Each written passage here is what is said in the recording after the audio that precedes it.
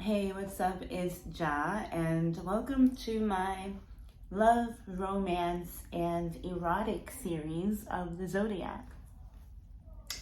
Up next, we have Capricorn. What makes Capricorn? Love and feel and romance in the ways that it does. And Capricorn is a serious, committed, and ardent lover. Capricorn views itself as prestigious, educated, worthy, hardworking, skillful. And if not formal education, then perhaps educated within a certain trade, educated within a certain field of knowledge and expertise. Capricorn is the father of the zodiac. Ironically, Capricorn being an earth feminine sign, Capricorn represents the 10th house of public standing. It is your career and your role and your title in the world. That would be the 10th house. Capricorn rules that 10th house.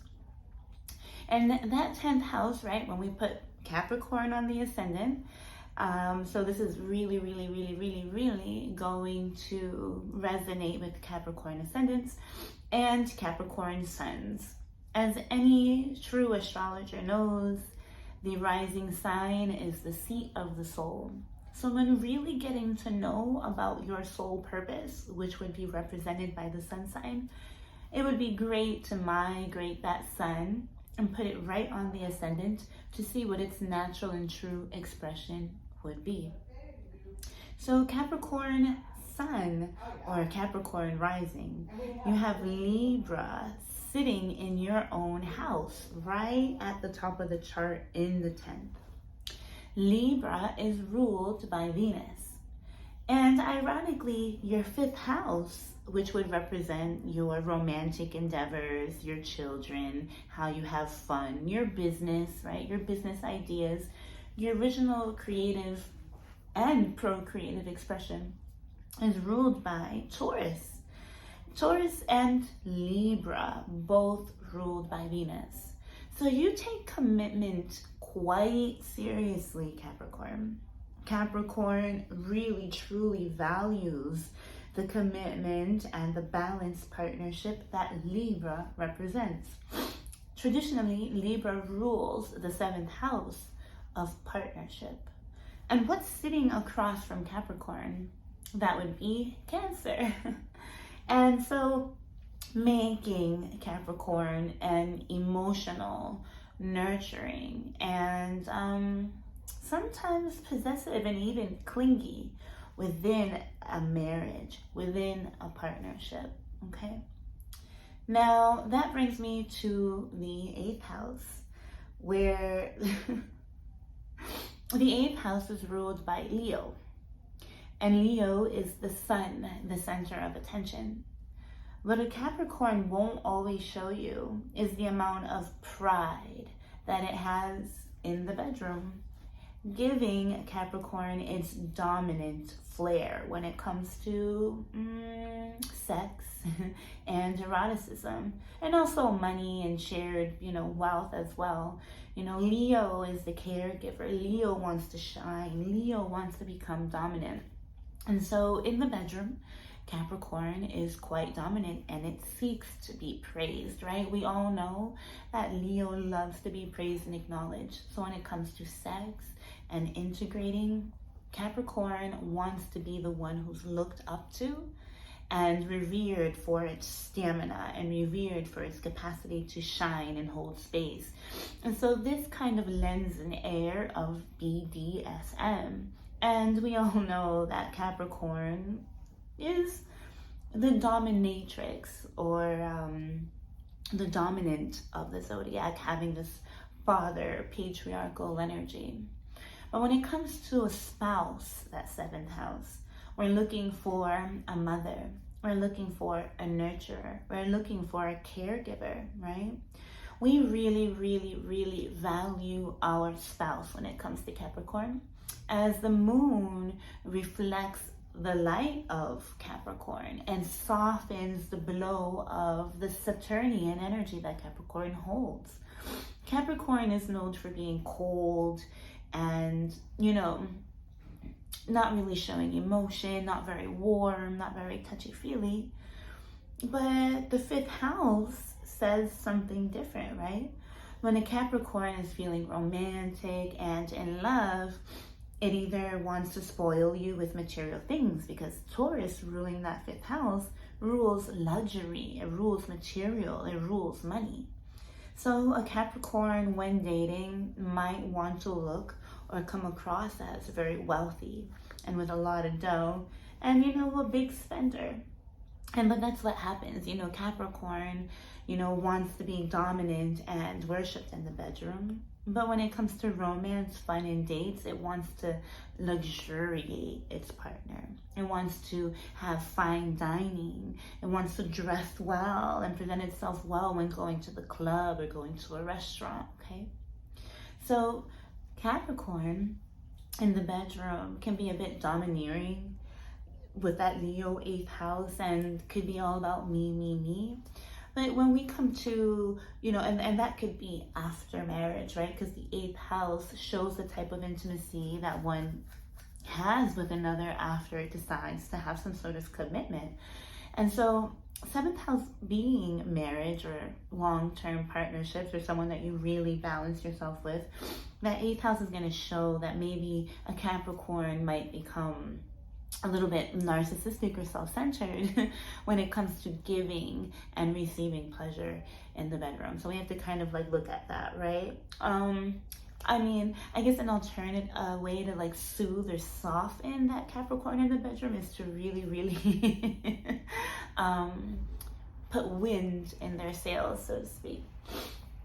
So what does Capricorn value, right? So when we're talking about the fifth house ruled by Taurus and Venus, we're talking food, pleasure. This is a sign that likes to bring food into the bedroom, or scents into the bedroom. What's opposing Taurus? Scorpio. Yeah.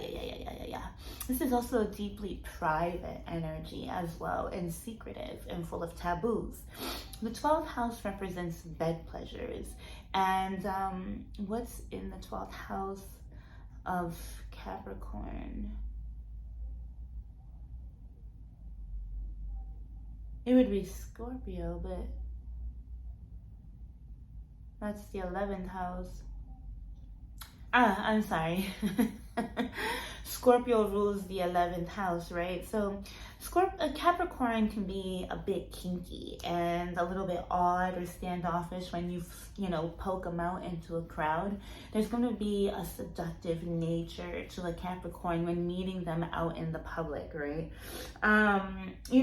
With Cancer in the 7th house Cancer, Capricorns are going to attract that motherly, nurturing energy and try to replicate the mother within the home and within the relationships.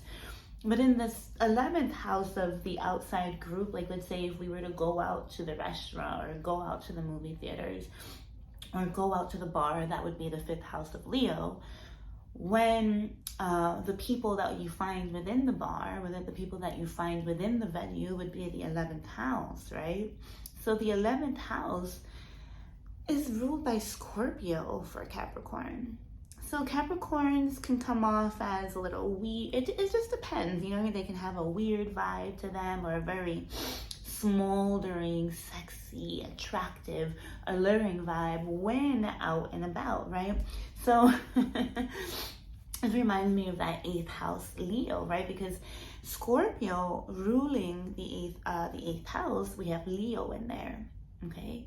And then you put Leo, and then you put Scorpio into that 11th house where you would be dating, or where you would be finding your dating prospects. The 11th house, to me, is the conglomeration of prospects, if you would.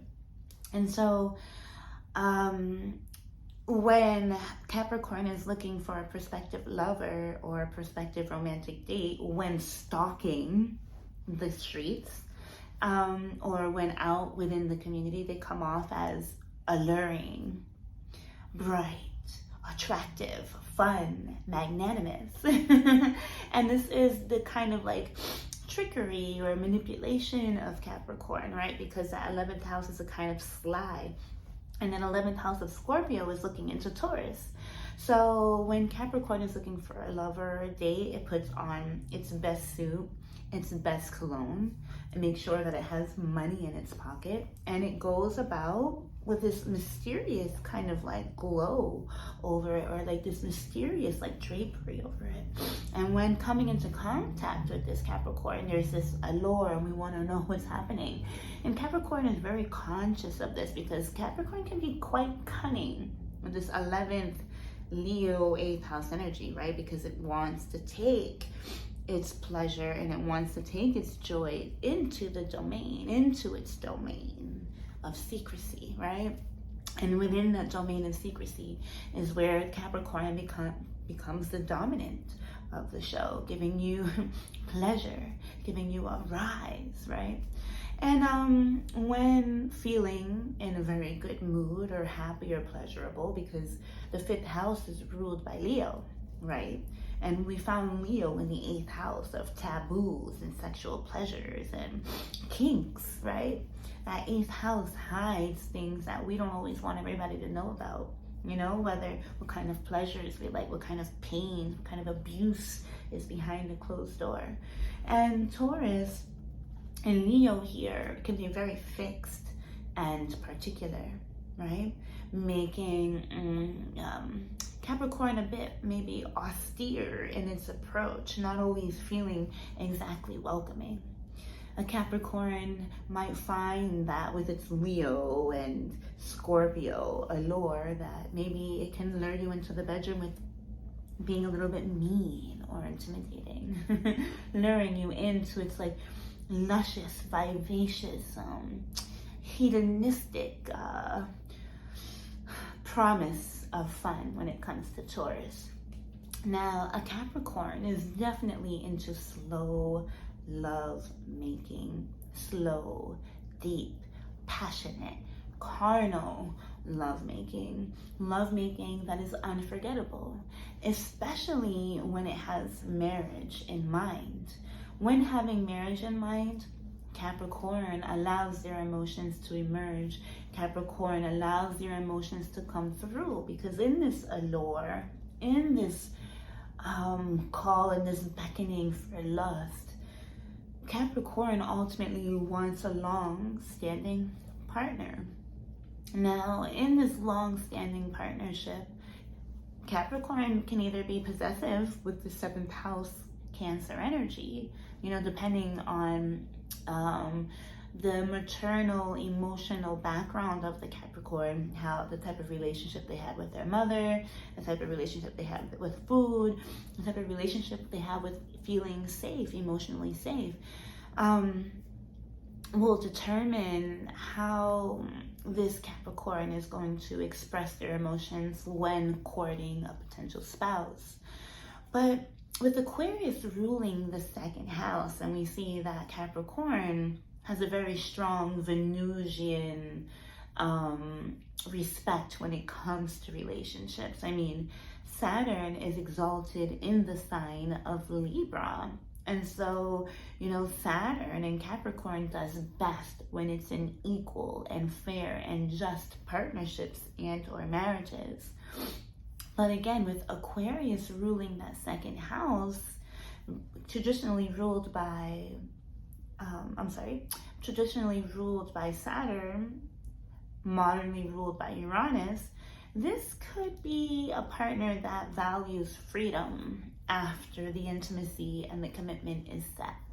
They can be a bit detached, offbeat, slightly rebellious. This can become a partner who really values space, detachment, and compartmentalization within their relationships, within their romantic spheres. And so this can make it a little bit difficult to emotionally attach to a Capricorn, because innately their intrinsic values kind of set them apart from everyone else. So, I mean, Cancers are great for Capricorns because Cancers are extremely empathetic, and the emotional, and they're cardinal. They know how to go with the flow, they know how to take action. And Cancers, being the moon and the mother, are usually quite self-directed anyways and take care of the home environment and make things happen.